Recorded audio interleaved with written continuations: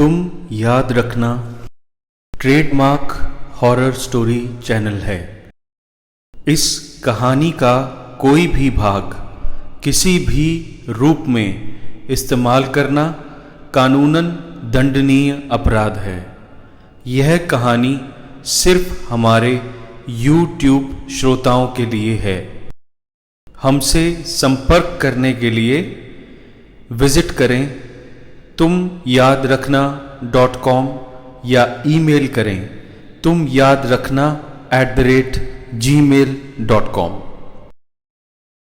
Lady Helena का भूत।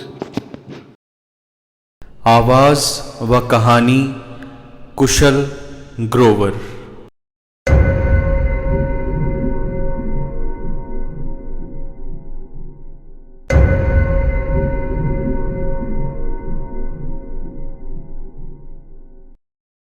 शाम का धुंधलका पड़ चुका था। शीशों के टुकड़ों के साथ साथ हल्के सैटिन के पर्दों से छन के ढलती शाम की हल्की रोशनी उस हॉल की ऊंची दीवारों से टकरा रही थी। पुरानी डाइनिंग टेबल के आसपास रखी कुर्सियां जैसे फिर से किसी राजभोज के लिए लगाई गई थीं।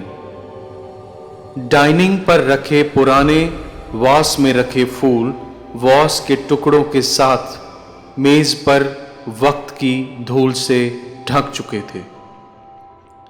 सोना तो नहीं पर सुनहरा पेंट आज भी उस हॉल के कोने में कहीं कहीं दिख जाता था।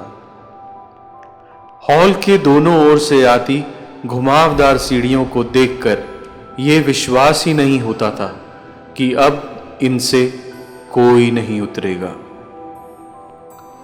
शाही बैठक में लगी पुरानी वॉल क्लॉक जैसे वक्त को ताक रही थी। राजा महेंद्र प्रताप की 25 फीट ऊंची पेंटिंग लगभग 100 पतझड़ देखने के बाद भी बड़ी मुस्तैदी से खिड़की के पास पहरा दे रही थी। नक्काशीदार फ्रेम से बनी 35 फीट ऊंची खिड़की जिसके शीशे बेल्जियम से लाए गए थे। हल्की अफगानी नक्काशी वाले साटन के जरीदार पर्दों के हिलने से वहां किसी के होने का एहसास होता था, किसी के जिंदा होने का। बैठक की दीवारों से झूलती पपड़ियां किसी बुजुर्ग के चेहरे की झुर्रियों से कम नहीं थीं। हॉल की सीलिंग पर बने शेर और दुश्मनों का शिकार करते राजाओं की गौरवशाली अतीत के टुकड़े आज पुराने पेंट की पतली झिल्लियों के साथ जमीन पर आ पड़े थे। उस वीराने के आसमान में तारों की तरह वह सदियों पुराना झूमर चमक रहा था। वह झूमर जो लेडी हेलेना ने खुद डिजाइन किया था। बात उन दिनों की है जब सिर्फ उंगली भर हिला देने से रोशनी नहीं हुआ करती थी। आखिर वक्त की भी उम्र हुआ करती है और यहां तो उम्र की भी उम्र हो चली थी। पर शायद अपनी कहानी सुनाने के लिए ही यह खंडरनुमा इमारत आज भी खड़ी थी। हर खंडर की तरह यह खंडर भी किसी का घर है। एक घर जहां कुछ कहानियां रहती हैं। यहीं पैदा हुई, पली बढ़ी और यहीं की हो गईं। कहने को 4 दीवारें पर पन्ने इतने कि उनमें सदियां सिमट जाएं। एक ऐसी ही कहानी जो आज भी जाते सूरज और आते चांद को तकती है और सूरज आता देख शायद रोशनी से टकराकर आंखें मूंदकर कहीं सो जाती है। एक ऐसी ही कहानी जिसके किरदार तो नहीं है पर वह कहानी आज भी जिंदा है। कहने को तो यह महल राजा महेंद्र प्रताप के खानदान का था, पर कुछ समय से इसे लेडी हेलेना का महल कहा जाता है और इसीलिए यह कहानी राजा महेंद्र प्रताप की होते हुए भी लेडी हेलेना की कही जाएगी। हम सब जिंदगी पानी पर लकीर की तरह जीते हैं, पर कुछ लोग वक्त की रेत पर कुछ निशान छोड़ जाते हैं, निशान जो अगले निशान बनने तक वहां रहते हैं। पानी की बड़ी से बड़ी धार उन्हें पूरी तरह मिटा नहीं पाती। महेंद्र और हेलेना वैसे तो 7 समंदर पार पैदा हुए थे, पर भारत पर गुलामी और हेलेना दोनों बदकिस्मती से अंग्रेजी राज के साथ आए थे। लेडी हेलेना एक रॉयल फैमिली से होते हुए भी ऐसे पेश आती जैसे वो एक साधारण इंसान हो। भारत में अंग्रेजों के बढ़ते अत्याचारों से वे बहुत दुखी थी और इसीलिए किसी भी गरीब लाचार की मदद करने से नहीं चूकती थीं। अपने इन गुणों से वे महेंद्र के दिल में उतर गई थीं। महेंद्र यानी राजा महेंद्र प्रताप, जो और राज परिवारों के राजकुमारों की तरह अपनी पढ़ाई इंग्लैंड से पूरी करके लौटे थे, पर ना विदेश में और ना स्वदेश में उन्हें देखकर लगता था कि वो एक राजकुमार हैं। उन दिनों वे कुंवर महेंद्र प्रताप के नाम से जाने जाते थे। महेंद्र और हेलेना दोनों को किसी सुख सुविधा की कमी नहीं थी, पर दोनों का मन महलों से ज्यादा गरीब जनता के दुख दर्द दूर करने में ही लगता था। महेंद्र सिर्फ लोक सेवा के लिए ही राजगद्दी पर बैठने को राजी हुए थे। दोनों अक्सर लोगों की मदद करते हुए एक दूसरे से मिलते थे। लेडी हेलेना का सौंदर्य और सादगी महेंद्र को भा गए थे। राजा महेंद्र के अंग्रेजी ज्ञान की मदद से हेलेना ने अच्छी खासी हिंदी सीख ली थी। कहीं ना कहीं दोनों एक दूसरे के साथ संपूर्ण से लगते थे। महेंद्र की उदारता उस राजघराने की परंपरा सी थी। उनके द्वार से कभी कोई खाली न जाता था। राजमहल के द्वार पर एक विशाल घंटा, जो शायद हजारों वर्ष पुराना था, टंगा हुआ था। कोई भी व्यक्ति किसी भी समय घंटा बजाकर राजघराने से किसी की भी मदद मांग सकता था, पर बात सिर्फ इतनी होती तो कहानी न बनती। कहानी के इस जरीदार लिबास के पीछे कुछ टाट के पैबंद भी थे। वास्तव में इस राजघराने पर सदियों पुराना एक श्राप था। कुछ 15 पुश्तों पहले महेंद्र के पूर्वज राजा अंगद कर्णदेव को नया राजमहल बनाने का काम सौंपा गया था। इसके लिए राज्य में एक अच्छी सी जगह खोजी जा रही थी। राजपुरोहित से लेकर प्रधानमंत्री तक सब इसी तलाश में लगे थे। कई लोग कई विचार लेकर उपस्थित हुए, पर अंगद कुछ नया चाहते थे। एक दिन अंगद अपने विश्राम गृह में सोने की तैयारी में थे। तभी किसी स्त्री के तीव्र मंत्रोच्चारण की आवाज हुई। बाहर लगवाया विशाल घंटा जोर जोर से बजने लगा। महल में उथल पुथल मच गई और अन्य सैनिकों के साथ राजा शीघ्र राजद्वार की ओर दौड़ पड़े। द्वार पर लगभग 6 फुट की एक विशालकाय तपस्विनी खड़ी थी। उनके चेहरे का तेज आंखें चौंधिया देने वाला था। धरती को छूते केश, गले में नरमुंडों की बड़ी माला, लाल आंखें, रक्त से लिपटा माथा, 5 हाथ बड़ा दंड और सहस्त्रों रुद्राक्ष धारण किए थी। अंगद अवाक रह गए। सारे सैनिक बुत बने खड़े थे। तपस्विनी का मंत्रोच्चारण बंद हुआ तो राजा उनके चरणों में जा पड़े और बोले, मां, आप कौन हैं? कहां से आई हैं? आप कृपया अंदर चलें और अपने आने का कारण बताएं। आपके दर्शन से हम धन्य हुए। देवी बोली, अंगद, हम तपस्वियों का राजमहल में क्या काम? तुम मेरी बात ध्यान से सुनो। मेरा नाम मृडानी है। मेरा आना तुम्हें चेतावनी देने के लिए है। तुम्हारा आने वाला समय कठिन है। कोई गलत कदम मत उठाना, वरना परिणाम भयंकर हो सकता है। आने वाली 7 सप्तमी तक तुम्हारे राज्य के 7 बड़े जंगलों के केंद्र में 7 बड़े पेड़ों को जोड़ते हुए एक लाल रेखा बनवाओ। उस परिधि में जहां 7 सप्तमी के पूर्णिमा के बाद चंद्रमा की पहली किरण पड़े, वह तुम्हारे नए महल का केंद्र होगा। राज सिंहासन स्थापित करने की सबसे उपयुक्त जगह वही है। 7 नदियों के जल से उस स्थान बिंदु का अभिषेक करना तुम्हारा कल्याण होगा। तुम चाहो तो चक्रवर्ती सम्राट बन सकते हो, परंतु यह संभव करने के लिए तुम्हें कुछ असंभव करना होगा। तुम्हारे राज्य के दक्षिणी छोर पर एक पुराना बड़ का पेड़ है। उस पेड़ के तने में एक साधु का नरमुंड है। वह नरमुंड जिसमें एक पिशाचिनी की आत्मा कैद है।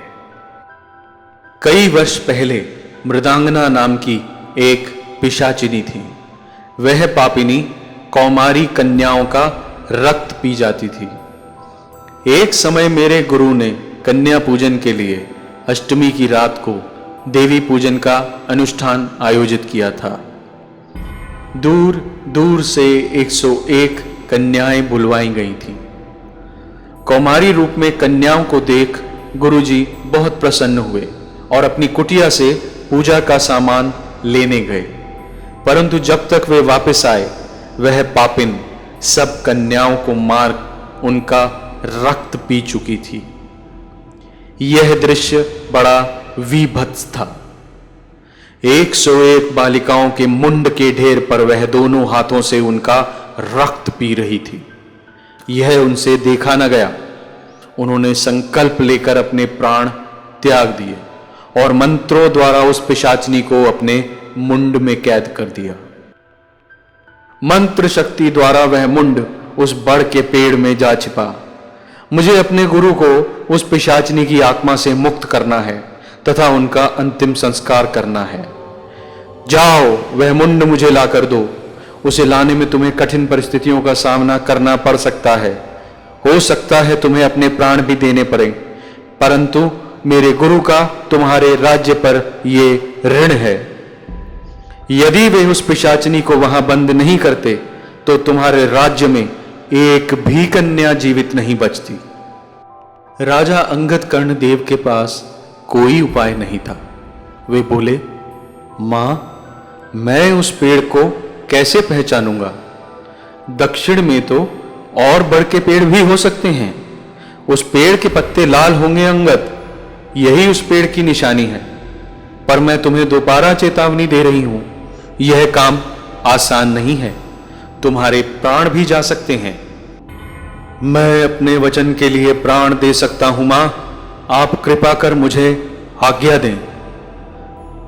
और तपस्विनी के आदेशानुसार राजा कुछ गिने चुने सैनिकों के साथ उस बड़ के पेड़ की ओर चल पड़े। आसमान सुर्ख लाल रंग का हो गया था। रह रहकर बिजली कड़कती थी। घना जंगल शुरू हो गया था। सियारों के साथ साथ कई और जानवरों की आवाजें भी सुनाई पड़ती थी। ठहर जा राजा, अभी भी समय है, वापस लौट जा। एक सर्द आवाज गूंजी। राजा ने जवाब देना जरूरी नहीं समझा और वह आगे बढ़ चला। लौट जा राजा, वरना इन सब के साथ साथ तू भी मारा जाएगा। आकाश में बिजली और जोर से कौंधी और अचानक सभी जीव जंतुओं की रोने की आवाजें और तेज हो गईं। अंधेरा और घना हो गया। हाथ को हाथ नहीं दिख रहा था। तभी भयंकर प्रेत लीला शुरू हो गई। हर व्यक्ति को सब सफेद साए से दिखने लगे। प्रभाव ऐसा कि अंगद के हर सैनिक ने तलवार निकालकर एक दूसरे पर चलानी शुरू कर दी। कुछ ही देर में अंगद के सारे सैनिक लहूलुहान धरती पर पड़े थे। अंगद, जो कुछ समय पहले घोड़े पर सवार था, अब घोड़ा नहीं, एक कंकाल बन चुका था। अंगद के पास कोई चारा न था। उसने तलवार निकाली और उस आवाज को जोर से ललकारा, यदि तुझ में हिम्मत है तो सामने आ। और अंगद कर्ण तलवार चलाने लगा। तभी एक भयंकर आवाज हुई। अंगद ने देखा तो सामने एक विशाल शेर खड़ा गुर्रा रहा था। अंगद तो सर पर कफन बांधकर ही निकला था। वह शेर से भिड़ गया, पर यह सिर्फ शेर होता तो उससे शायद पार पाया जा सकता था। यह तो छलावा था, एक पंजा यहां से तो एक वहां से। अंगद के शरीर से रक्त की मोटी धारें बह निकली और कुछ ही समय में वह रक्त रंजित जमीन पर गिर पड़ा। उस गहरी रात में अपने सैनिकों के साथ अपने कर्तव्य के प्रति कर्तव्यनिष्ठ होकर वह अपने प्राण देने जा रहा था। उसे इसका कोई खेद नहीं था। खेद था तो केवल इस बात का कि वह तपस्विनी का दिया काम पूरा न कर सका था।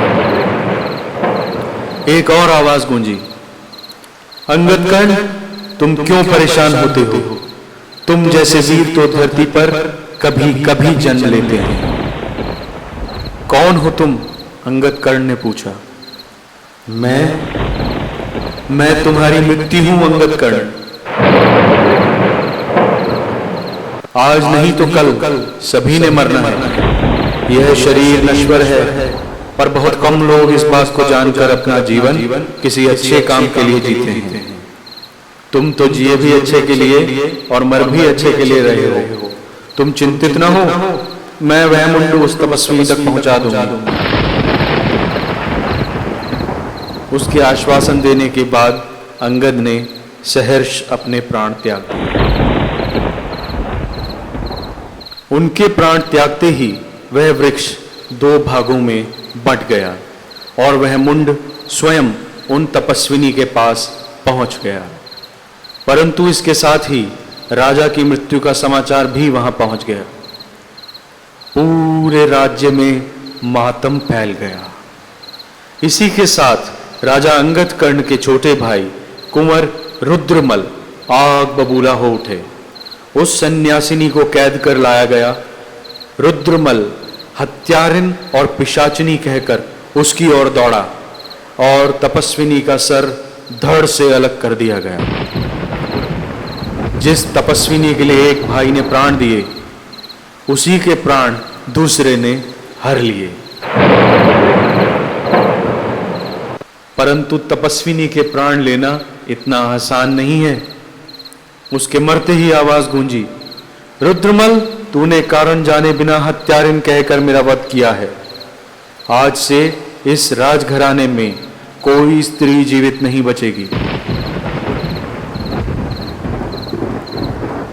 जैसे ही इस कुल से, जन्म से या कर्म से किसी नारी का नाम जुड़ेगा, वह मृत्यु को प्राप्त हो जाएगी।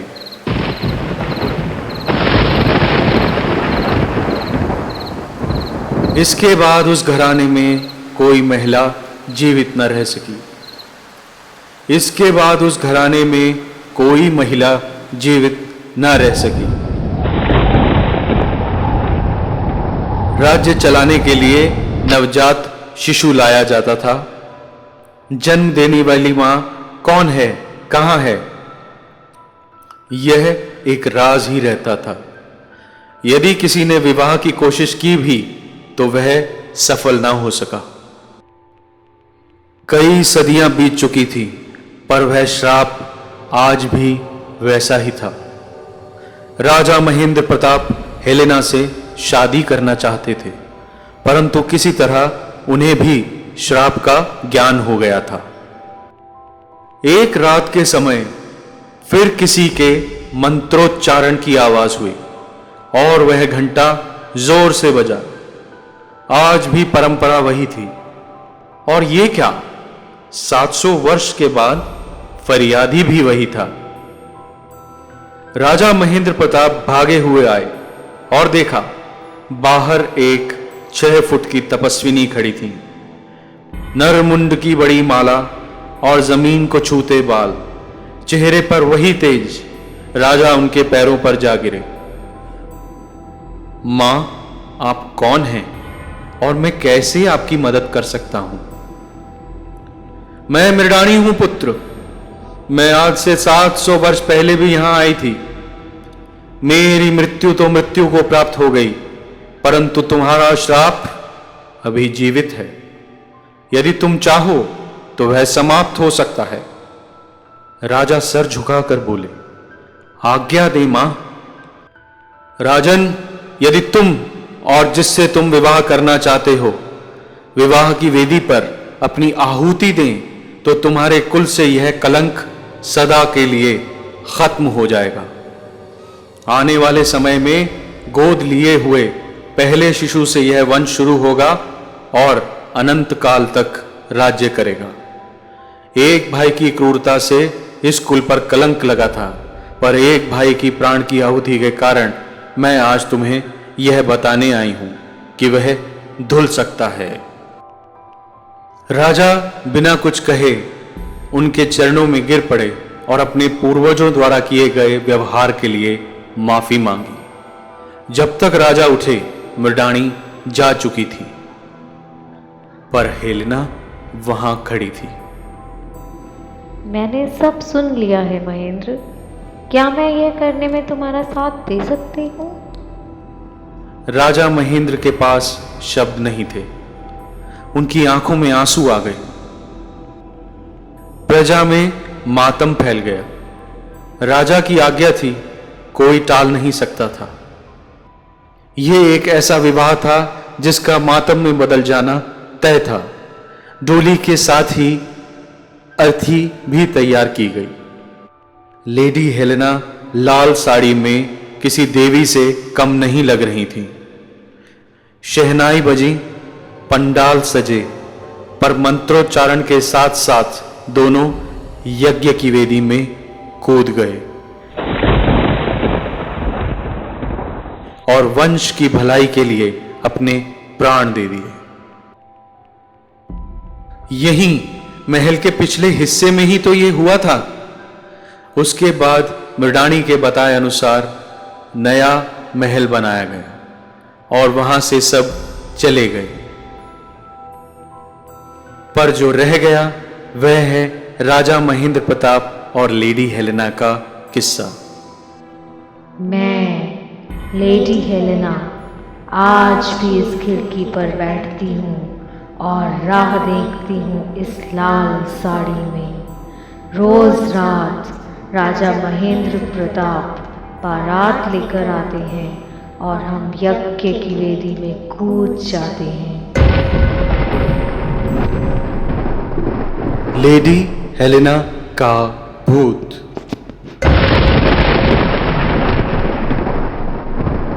कमेंट बॉक्स में बताइए कि आपको यह कहानी कैसी लगी।